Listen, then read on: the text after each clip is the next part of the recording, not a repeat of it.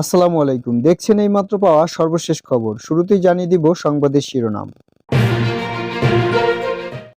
নাসির হোসেনকে সব ধরনের ক্রিকেট থেকে নিষিদ্ধ করল আইসিসি।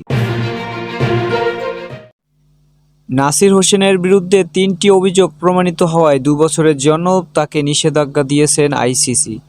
এর মধ্যে ৬ মাসের জন্য এই অলরাউন্ডার স্থগিত নিষেধাজ্ঞা দেওয়া হয়েছে। আইসিসি সব শর্ত পূরণ করতে পারলে ২০২৫ সালের ৭ এপ্রিল থেকে আবারও আন্তর্জাতিক ক্রিকেটে ফিরতে পারবেন নাসির। ২০২১ সালে আবুধাবি টি10 লিগ খেলতে গিয়ে সন্দেহভাজন ব্যক্তির হাত থেকে উপহার নিয়েছিলেন নাসির। $৭৫০ বেশি অর্থমূল্যে সেই উপহার নেওয়ার যৌক্তিক কারণ প্রদর্শন করতে পারেননি তিনি। আইসিসির নীতিমালা ২.৪.৩, ২.৪.৪ এবং ২.৪.৬ দ্বারা ভঙ্গ করেছেন নাসির। এরপর মোট ৩টি ঘটনা নিয়ে তদন্ত শুরু করে আইসিসি। অপরাধ প্রমাণিত হওয়ার এসব শাস্তির ঘোষণা দেন আইসিসি।